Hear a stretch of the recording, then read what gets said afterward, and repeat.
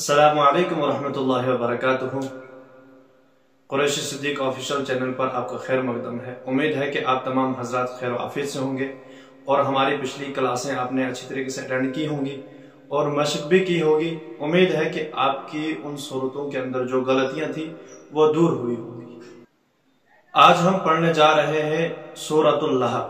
اس سورت کے شان نزول پر مختصر بات کرتے ہیں کہ یہ سورت کب اور کیوں نازل ہوئی۔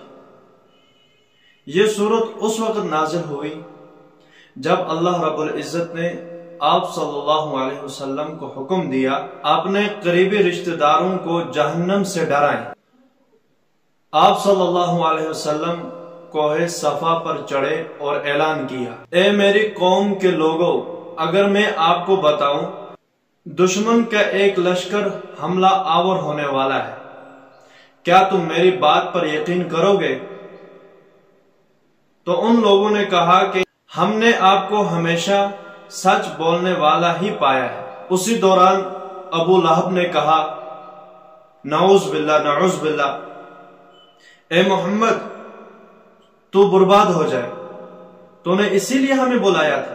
ابو لہب کی اس بد کلامی کے جواب میں اللہ رب العزت نے یہ سورہ نازل فرمائی۔ اس سورت میں 5 آیتیں اور 1 رکوع ہے۔ تو چلے ہم اس سورت کی مشق کرتے ہیں، بار بار آپ دہرایا کریں، ساتھ میں پڑھا کریں، تاکہ آپ کو اس کے اندر اگر کوئی غلطی ہے وہ غلطی دور ہو جائے۔ اعوذ باللہ من الشیطان الرجیم، بسم اللہ الرحمن الرحیم، تبت یدا ابی لہب وتب ما اغنى عنه ماله وما كسب سيصلى نارا ذات لهب وامرأته حمالة الحطب في جيدها حبل من مسد۔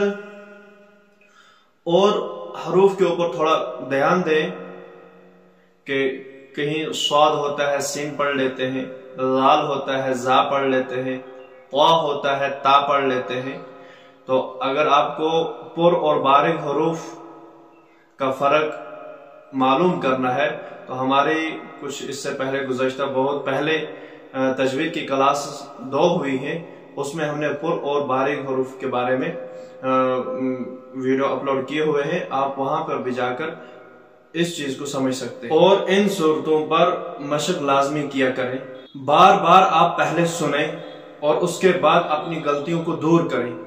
پہلے سنیں اچھی طریقے سے، پھر آپ خود بھی پڑھیں، پھر فرق معلوم کریں کہ ہم نے کیسے پڑھا ہوا ہے اور آپ کیسے پڑھ رہے ہیں۔ جب تک آپ پورا غور سے نہیں سنیں گے یا خود اپنی کوشش اچھی طریقے سے نہیں کریں گے تو تب تک غلطیاں دور نہیں ہوں گی۔